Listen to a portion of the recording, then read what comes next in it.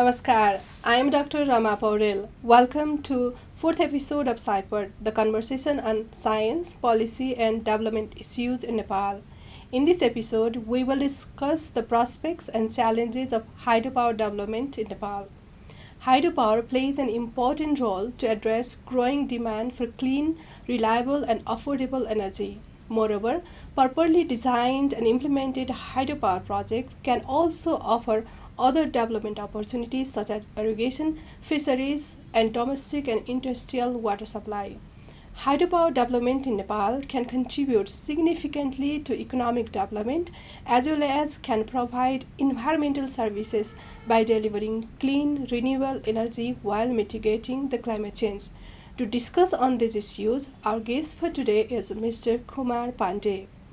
Kumar Pandey is a hydropower expert with more than 30 years of experience in power industry in Nepal.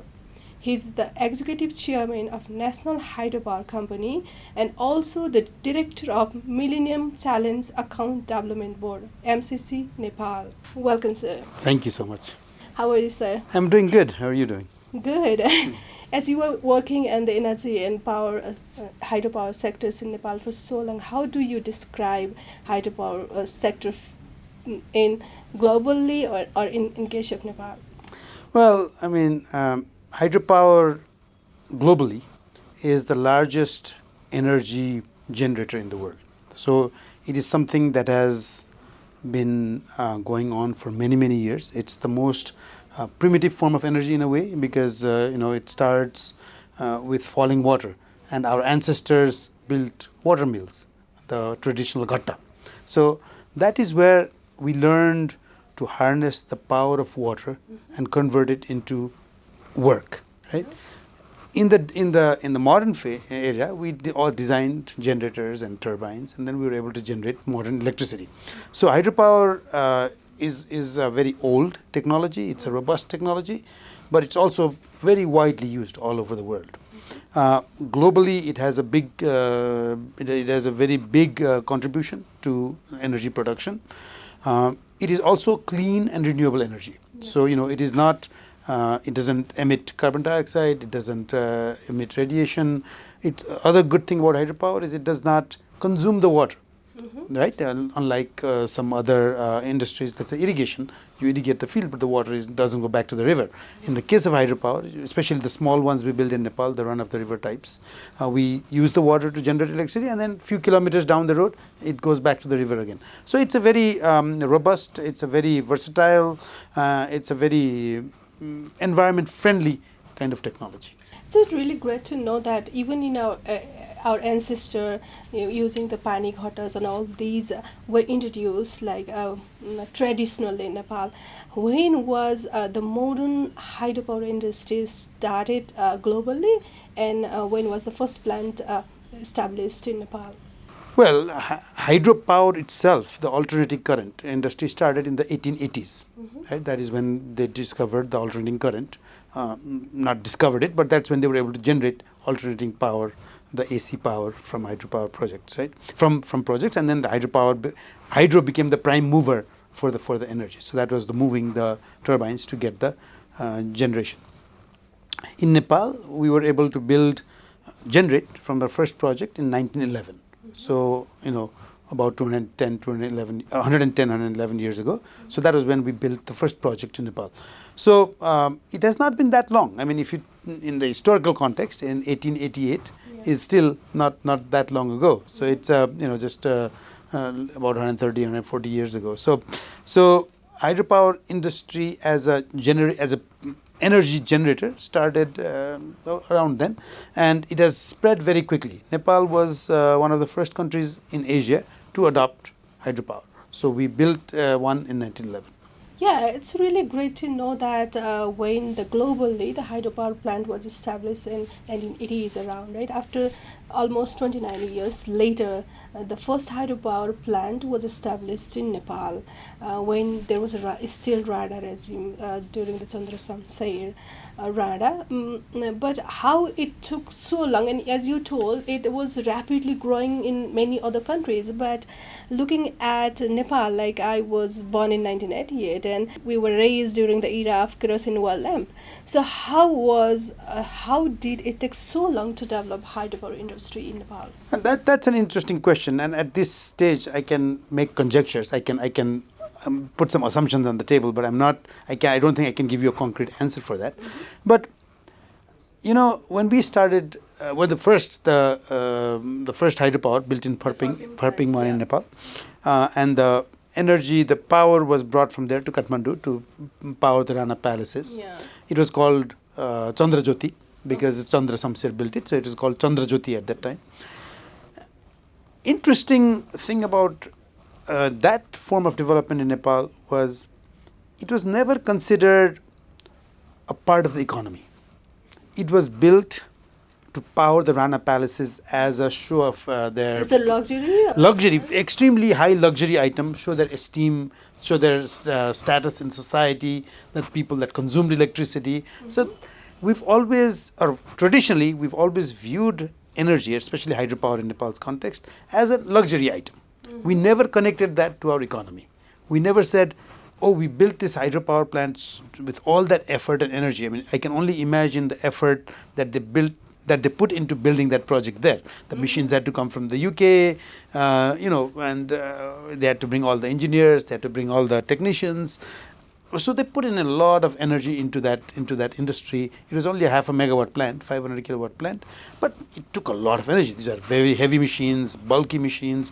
There were no roads to Nepal. There were no technicians. There were no trucks. They had to carry all these things up the hills and mountains from the Tarai. But still, we built it. But our failure was all to connect that energy with industry, people's economic development, national development. So we never did that, or historically we didn't do that, right? So, and that concept carried on for many years. Energy, especially hydroelectricity or grid electricity, was always considered a rich man's option, right? It was made for the rich people. It was made for the wealthy. It was not made to generate wealth. So that is one reason it did not catch up, I think, in the way it should have. Right? If you look at this, if I make an analogy here, if you look at the same situation even in India, the first hydropower plants in India were established in tea estates. Mm-hmm. There it was connected directly to processing tea leaves. Oh, okay, yeah. So there was economic development there. Yeah. But in this case, we never connected it to that. We connected it to people's esteem and people's prestige and people's high profile in the society. So I think that is one reason it took a long time for us to build more hydropower projects in Nepal, because it was thought it is only for the rich people. No others don't need it. Because you were working in this sector for so long, I just wanted to explore some historical perspective. But it was during the Rana regime, in the initial years, when even in many Asian countries there was no hydropower plant. But we knew that the power can come from the flowing water, and we do have more than 6,000 rivers here with around 45,000 kilometers of distance, right? So there is huge potential. But after the democracy in 1960s, why don't the democratic government take a lead on this sector and it connect to the industry and people's welfare? What do you think about it? Again, I think that was a failure. I mean, they should have. They did not. And I think the question again is, what do you do? Well, first of all, I think it was a question of investment. Who would invest in it, right? Mm-hmm. Because the hydropower is a very capital-intensive industry. It requires a lot of money upfront to build these projects. So, again, like if you look at the long-term revenue, many researchers often consider hydropower sector as cheap, affordable, and energy sources compared to other energy resources. Right? Absolutely. So if we invest in the early phase, we could have moved on economically faster. Absolutely, right? you're right. But I think the bottleneck was the investment, the first time investment itself. And what we relied on was we relied on grants and donations. So we had Americans building us a power plant somewhere, the Chinese building us another power plant, the Indians building us another power plant, the Russians building us another power plant. So we relied on these donor communities to bring development to us. We never looked at it as something that we should invest. It was never considered an investment option. It was considered something we as a poor nation should get it for free. Right? We never considered that hydropower industry is something we invest in and then you look at the returns. What you are talking about is investment and their return. And that's absolutely true. And now after the 1990s revolution, we suddenly came up with the idea that this is this can be a very profitable industry. Yes. Right? Yes. So that's when the new electricity acts and electricity regulations, investment acts all came into play, and that's after that only did the hydropower the industry get set up. So until then it was always considered it's something we need to get grants for, which is something we need to get donation for, and it's something that the government should hold. It's not something that should be the public should be investing in. So that is part of the reason it never picked up. There was many controversial statistics on hydropower potential in Nepal, right? Even still in college and universities, and even in some lectures, people say like very high estimate of hydropower potential. What do you think about the profitable potential of hydropower industry in Nepal? And that's a very tough question because we've got this one number, 83,000 megawatt by the late Hariman Shrestha. That was part of his PhD thesis in Russia, in the Soviet Union. I think in the early 60s or in the 60s sometime. And was it based on a rigorous research or data, that modeling that he came up with that magic number, or it was just an estimate based on some assumption? Well, it has a lot of assumptions, but I mean it basically is about, given the height of the country from the north to the south, what each drop of water that drops up north can generate with the flow when it leaves the country. So it's in a very nutshell, it's a very general kind of data. Of course, it did not look at potential sites. Are those sites available? What? Even naturally, is that site available? What the geology there is? What the topography there is? Are there? Yeah, that is statistics is not really true statistics. No, right? that is a good research, academic research. I think it was a very well done academic research, and it's a good thing, or someone's done a good job in actually making that a national number. Right? So we'll take it at that, and it's not. It should never be our guiding principle. It should not be the guiding. That should not be our guide to where we are going. Going back to your question of what is economically viable, economic viability is always a question of options. Yeah. Okay, if energy from hydropower today can be, say, you can buy it for 6 rupees a unit. Okay, then if I invest and can make 6 rupees, 10 paisa, 20 paisa on every unit, it's viable for me. Yeah. But if you look at the other side, viability is also dependent on what if there is no electricity. Then what is the next option you go into? You go into thermal. Yeah. Right? Then thermal is maybe costing you 30 rupees. Yeah. So if we don't have hydro, then our alternative to hydro is maybe thermal. Then in that case, So then hydro becomes suddenly, even at 650 it becomes viable, even at 10 rupees it becomes viable. So when you're looking at economic viability, what I'm trying to say is I'm not trying to compare hydro and thermal or hydro and solar. All I'm saying is the concept of economic viability is very time specific. If today oil is very cheap, then hydro has to be cheap to compete with that.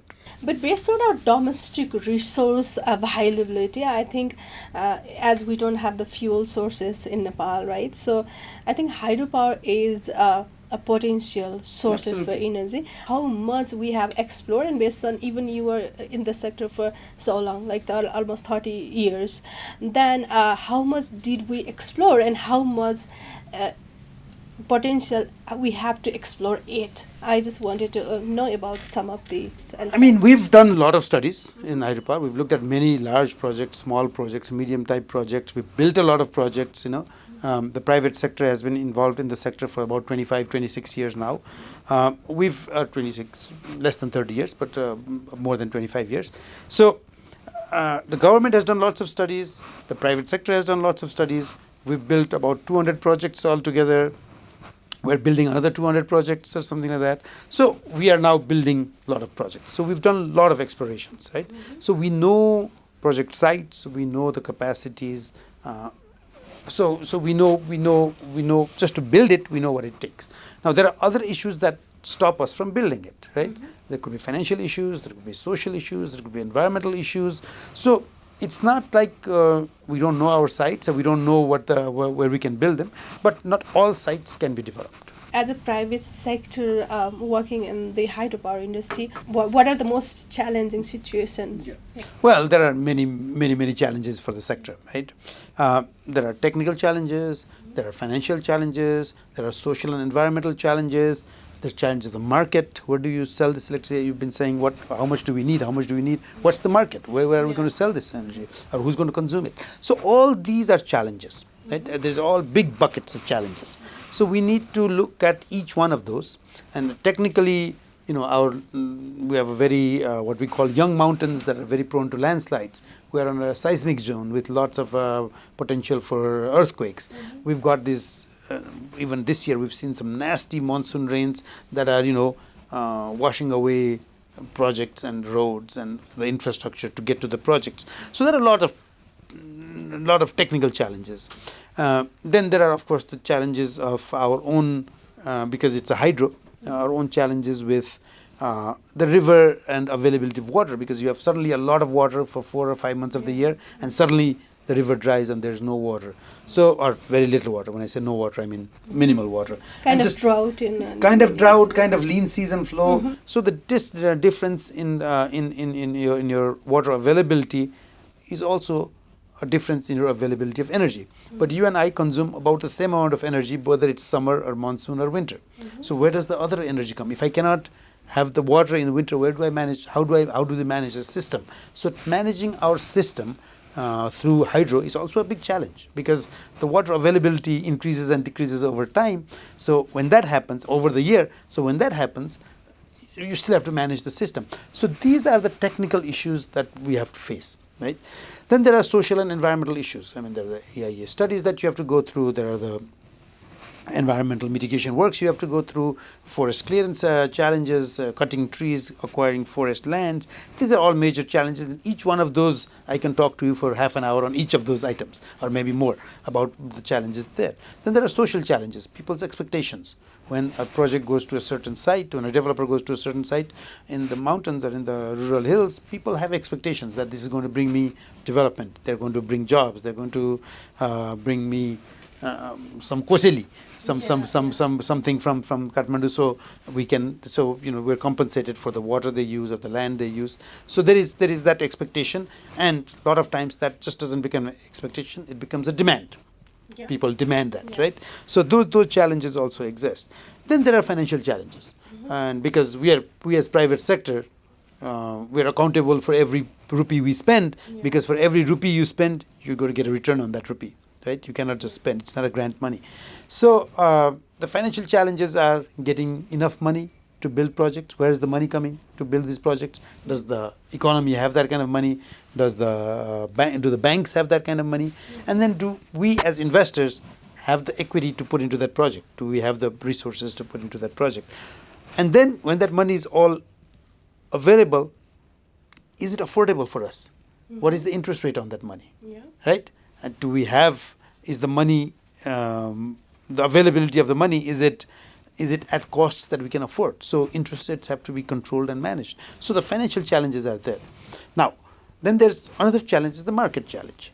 What do we do with the energy that we have? Can we sell it all in Nepal? Or if there is extra, do we have to go and sell it to other countries? At what rates will they buy?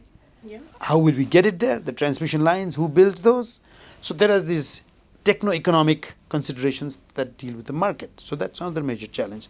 And then now, everybody talks about it. There's another challenge with the climate change issues, right? Things that we don't see today could become a reality tomorrow, right? We're talking about the glaciers receding. We're talking about Even the rainfall patterns. That was I right? was just going to get into that. We were also talking about the rainfall pattern changing, the monsoons being more intense and short duration and more intense. The drought, the dry season being longer and drier. So all these factors are risks and challenges for us in the industry, and we have to deal with all of those on a one by one basis. Yeah, so when there are challenges, of course, there are ways out too, right? Especially when you talk about all these issues, and I really think that this might have some research on each issue, socioeconomic issues, technical issues, climate change issues, and even we can create some of the climate smart technology in hydropower, right? So are there any researches like cross-cutting researches that we are doing? Unfortunately, no. Unfortunately, the researchers are very limited in Nepal. The research as an industry and as a academic option is also limited. People aren't doing all that much. I mean, we've got some research in the sense that we've got some labs, right? Let's say it's a hydro lab that models hydropower projects, that models what the flood would do to your structures. So you can go to the Institute of Engineering and see that model and build a model before you build a plant. So that kind of field research, we have those. A lot of the other things, I mean, the design is, these are done with numerical analysis and stuff like that. So those we have computer aided design options. We can go into that. But I mean, it's very hard to model the impact of climate change, for instance. It's not like someone can do a research on climate change. It has so many aspects, right? And so we can do bits and pieces of that. What happens if there's a high flood? Are our structures resilient enough to withstand that flood, right? We also must do a stress test on our system. What happens if suddenly there is very reduced level of energy? How does the whole country continue to get the energy that it needs? So these kind of things need to be done. Unfortunately, we do not have enough data and enough research on these major challenges that we have.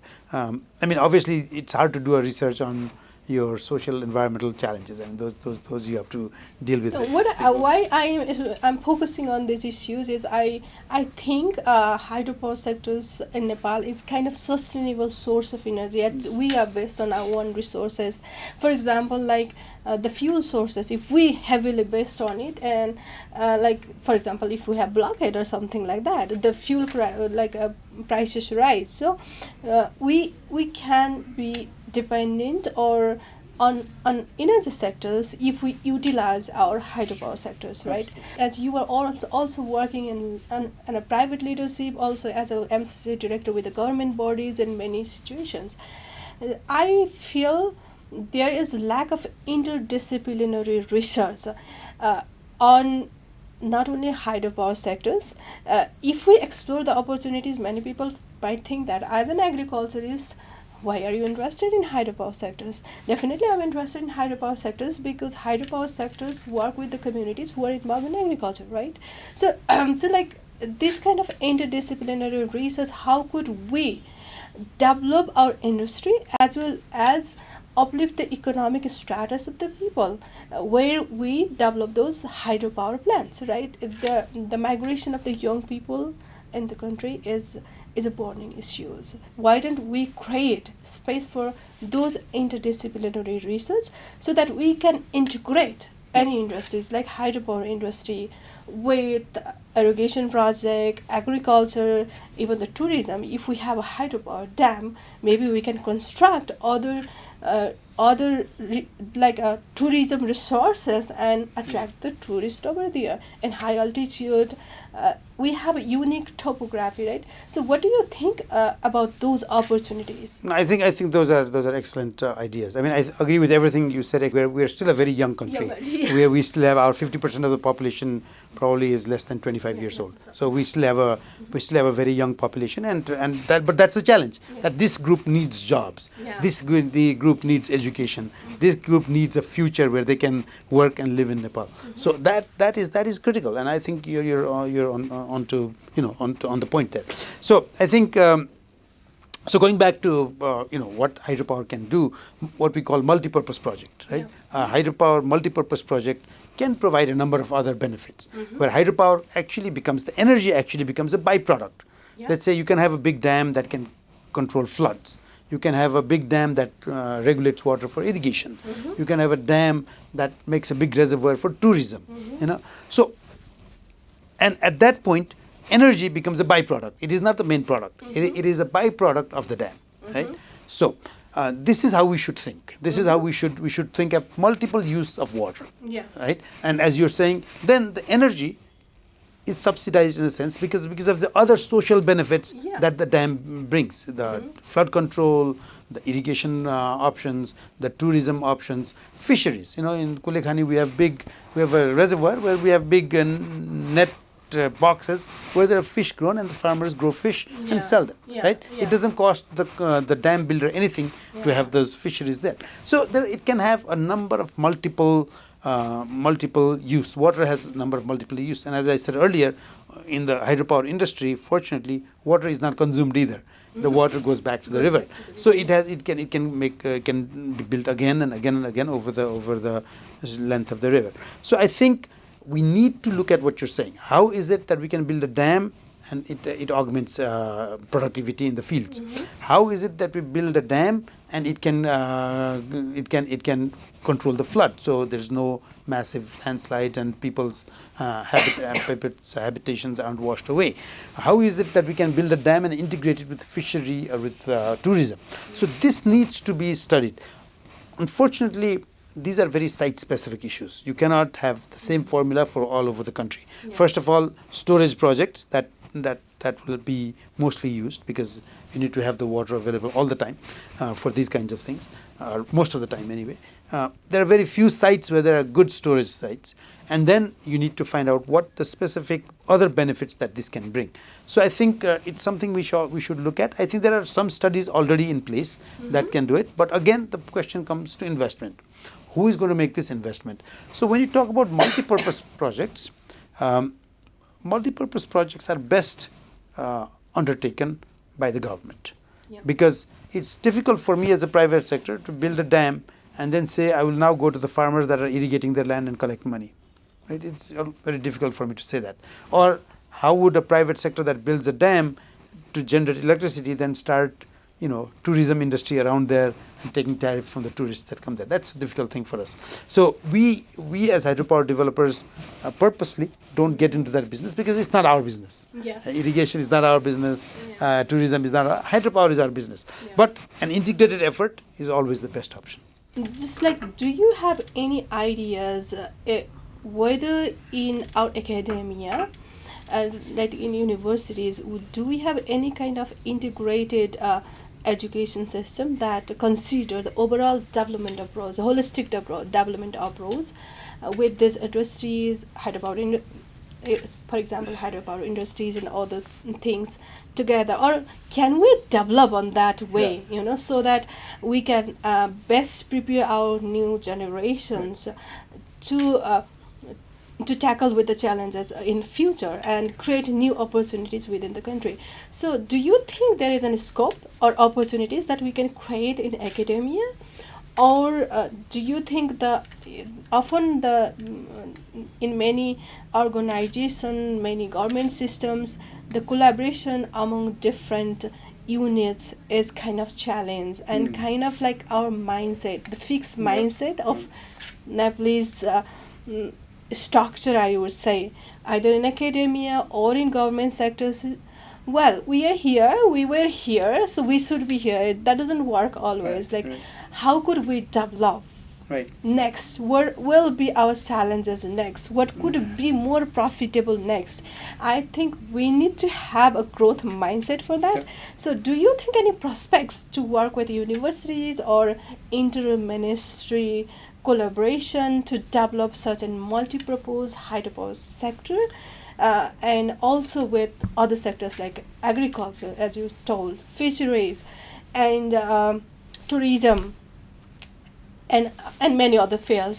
What do you think about it? No, I think absolutely. I mean, I think that is the direction we should be heading at. Unfortunately, the situation is such that the hydropower industry or any energy industry is primarily driven by engineers. Right? So I'm an engineer. So basically, we are. The whole industry is planned and proposed and forwarded by engineers. So a lot of times, engineers like myself, we lack these other social development aspects. Right? We're into more concrete structures, energy, things like that. So as soon as we can make this a multi-sectoral, multidisciplinary um, industry, I think we're better off. We're better off when we do that. So, but to do that, then we need to have both the industry, academia, and the government all coming together to develop these curriculums, to bring these experts together and to say what can be done. So until we do that, it's not going to happen. And that starts with a conversation on these issues, right? Conversation, workshop. Maybe I hope like you in different representative from hydropower sectors in many forums could propose such multidisciplinary team to work on research and development so that the communities will be more resilient. Our hydropower sectors could be more sustainable in a way, more profitable, because we don't even earn only from the hydropower, right? We earn from fisheries over there. We earn from the irrigation from there. Like we earn from kind of some of the climate change mitigation option in sustainable way. So I really think you should advocate on that, right? I mean, it's something we obviously advocate. It's something we all, as I said, I mean, optimal use of water is what we should be looking at. And that could be energy plus tourism plus flood control plus irrigation plus fisheries plus domestic other industrial use of water that people need to use it for. So there can be lots of things, and domestic use, drinking water schemes. Water has multiple use. It's not just energy. So I'm in the energy sector. That's well and good. That's not a problem there. But we need to consider this entire spectrum of use of water, right? And we need to plan accordingly. And this needs to come as a policy from the government level that water utilization needs to be planned. Then the academia needs to develop the planners and the engineers that can do it. And those of us that are in the industry are kind of bound by that. With the people, because as soon as we start hiring those engineers or those social development people from those colleges and universities, we will then go into the right direction. As you are from the private sectors, many people, even from the public, are interested to invest in hydropower sectors. Many Nepalese who are in abroad right now, like the NRNs, might be interested in investing in hydropower sectors. What would be your message, about the opportunities of investing in hydropower sector in Nepal? My message to them is very straightforward. Hydropower is the most viable industry in Nepal at this time. It is the only industry that does not require raw material from abroad. It is the only industry that has a sure market, both in Nepal and abroad. It is an industry that is high in the government's priority as a national priority industry. And it's something that we've built capacity in Nepal to build. So for all these reasons, you have the resource, you have the technical and knowledgeable people here, you have the market, it's risk-free, most of it, if it built properly. So it's something we don't have to rely on importing raw materials for it. So, and the money is available in Nepal. The government has plans to build thousands of megawatts in the next few years. They're saying they want to build 28,000 megawatts in the next 13 years. So this is a good time to invest in hydropower projects, right? This is the time to actually, if you have money, and it takes a lot of money, but if you have that kind of money, this hydropower is a good place to put your money in. So, I would welcome all of them to come and make those investments. Okay, talking to you, it seems kind of promising area. We still talk about the load setting, often like in many areas. It's not a very reliable source of energy. Why it is happening? Okay, sure. I mean, that's a fair question. We are now talking about being energy surplus in Nepal, especially in the monsoon. We're selling electricity to India, and yet our energy supply is not reliable, stable. It is not something for many industries to grow. Industries, we need to have a reliable or source even of for your energy. house. If you want, if we as energy suppliers say stop using gas, LPG, just to cook and electricity, we must assure you that you're going to get 24/7 stable supply of electricity. Sure. That's a normal. That's your right, right? Yeah. So, but why is it not like that? Yeah. Okay, so that's the question. Why is it? And that has got to do with our very, very poor infrastructure, both in transmission and distribution. So we do not have proper cables. We don't have the transformers aren't sized properly. The conductors aren't sized properly. The wires that are coming to your house aren't sized properly. And also, we don't have enough transmission lines. So if somewhere we lose one transmission line by a flood or by a landslide, then we don't have another transmission line to reroute that energy to your house. Okay. So because of these conditions, your supply or supply to a consumer is very, very it's intermittent. It's not stable supply, right? It's poor supply. The quality of energy is not good. Sometimes in the hills, you've got this long transmission and distribution lines where there's a huge voltage drop, and the lamp is just like basically small. Looks like a star in the looks like a star in the sky, right? Yeah. So in your room, Yeah. it feels like a little star. So these are technical issues. But these technical issues, if you want to rectify them, requires huge amounts of cash. Investments in conductors, investment in transformers, investment in your service wires to your house, poles, labor. So it requires a lot of investment. So unfortunately, especially in big cities where the population has increased dramatically, but the infrastructure is old. So people are still drawing from the same cables, from the same transformer, and not being able to get good energy. In the hillside, in the mountains, where we're now saying we are 95% electrified as a nation, or whatever the number is. It's 91, 95. You hear all sorts of numbers. But there it's basically, again, we're going back to this old Rana issue I talked to you about. Yeah. We're not using that electricity to generate jobs, to generate economy. We're just pulling those cables so that some people can have lights in their house in the evenings, right? And if that is all we're aiming for, then that becomes a problem, because then we don't build robust, we don't build infrastructure that can actually handle the amount that is required there, the energy for consumption, but also for domestic consumption, but also for industries, commercial use. Lift irrigation could be an option. Yeah. Drinking water could be drinking water to the mountain tops could be an option, because women especially have to go down to the valley. Even if the electricity supply is good and cheap and affordable, even from the gender perspective, the household activities could be far Absolutely. easier. Right? I think energy as a prime mover for work, it could replace a lot of drudgery for women, especially cooking, where women are. It should not be the duty of women, but But the reality is, women in the mountains and hills spend a lot of time collecting firewood. Yeah. Women are primarily responsible for bringing water from the river to the houses. The houses on top of the hills, the rivers at the valley. They're basically carrying all that water there. Then, of course, doing the dishes, doing washing of clothes, cleaning.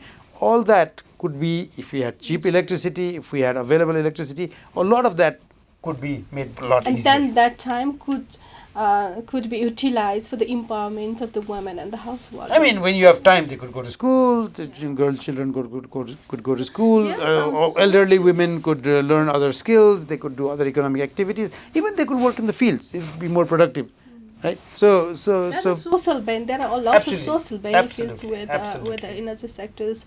So coming back with your problem in transmission line, and you are also the director of MCC board, right? So would you please describe about the Millennium Challenge Corporation? It was a big issue, but I would like to hear from your perspective.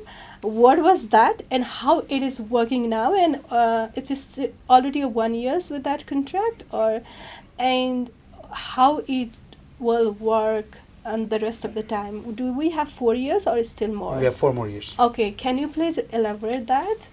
It could, but it will be very vague because they Yeah. don't have much time to explain all of that. I think MCC's contribution to Nepal was a very timely contribution. This was a project, especially the energy part where we're building transmission lines, was something that Nepal asked for. You must remember that this program was formulated during the mid in the 2014, 15, 16 when we had huge hours of load shedding in Nepal. So the Nepal government was asked, what is the most burning issue for development in Nepal that is putting you back?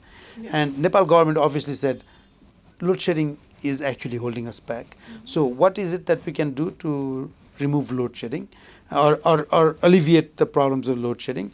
And one thing, and at that time we were already building projects, so one thing that we were really behind in as a country was in transmission lines. So the Nepal government at that time, when we had this huge amount of load shedding, said if we can build this very strong transmission line in the center part of the country, that will work as the backbone for our all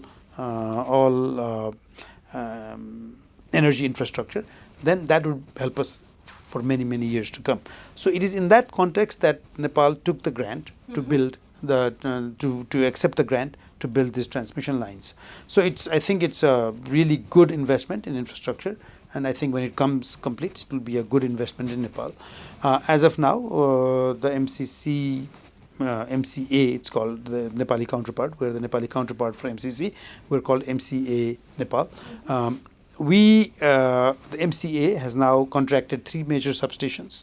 It's in the process of contracting out another 18 kilometer of transmission line to connect to the Indian border, and we're in the design phase, completing the design phase, and wanting to go into tendering in a few months for the other 300 kilometers of transmission line. So I think 1 year has gone by. We've learned lots of lessons. Some things were expected, some weren't expected, but we've always taken this as a challenge, and we'll see how far we can go with it. I was just wondering how the political sectors affect our energy sectors. Like it was a rigorous political discussion even in the MCC. Some hydropower projects, the one government brings one issues, another government brings another issues, and the government keeps changing. So how do you think about it? What are the challenges on that aspect? I think when I said social challenges, that is part of it is political challenges also, because water is such a social element, right? It is such an integral part of our society, of the communities that where the water actually is flowing. It is culturally sensitive, it's socially sensitive, it's economically sensitive. So it's a very social element. It's a very important element. And obviously when that happens, even considered as a white gold, yes, people say that too. But it is undervalued. Yes, because flowing water itself, Yeah. that our ancestors have seen in the river for many, many years, Yeah. doesn't have value in itself, right? You need to add value to it. But because it is such an integral part of our society, it also comes with a lot of political interest in it, Yeah. right? Especially if someone wants to exploit it, Yes. right? So political, as with everything else in Nepal, water also becomes very politically sensitive, right?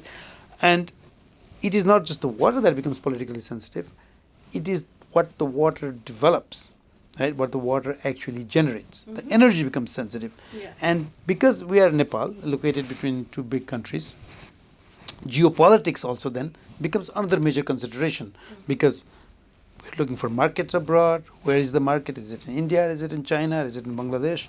That is a very political sensitive issue. Sure. If we're storing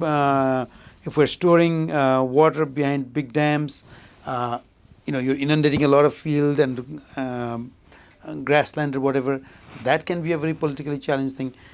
Then the other part is you're inundating land in Nepal, but you're selling electricity to India. Does that make sense?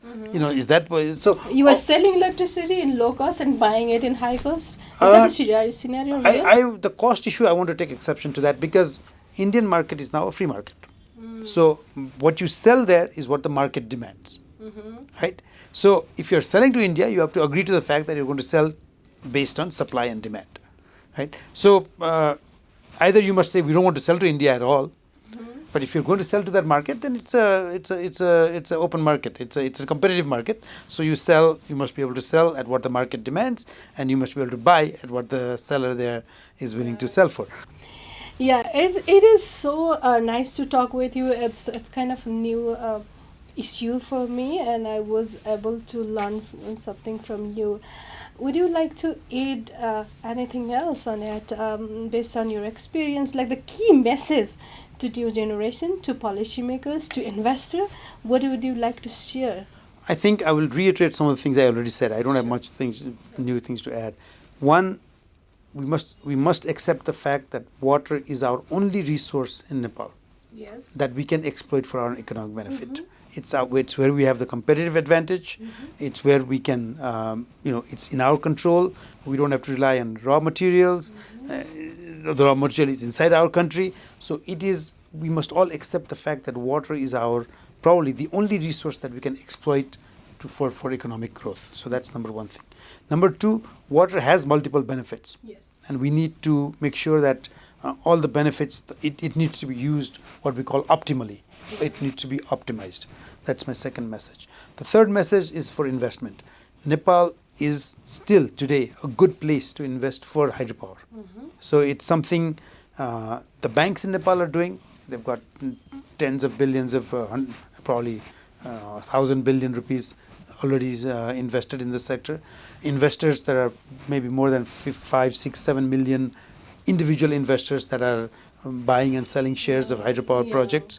So hydropower companies that own projects. So I think it's a good time for investment.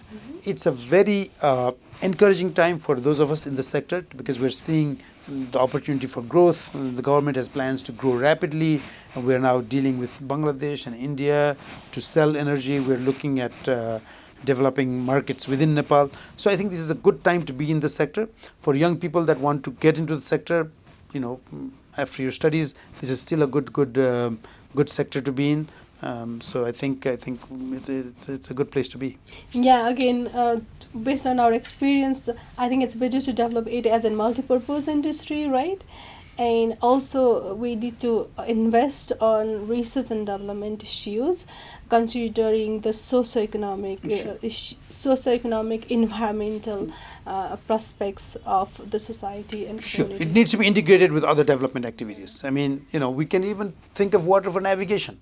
Sure. Right, it's as a means of transport. It's being done all over the world. So we need to look at water as we need to integrate it with other forms of development, so that it can be cheaper, it can be more optimally used, it can be benefiting more people. It's really great to talk with you. Thank you for coming here. Thank you for having me. Yeah. It's always a pleasure. So great. It's always a pleasure. Thank you.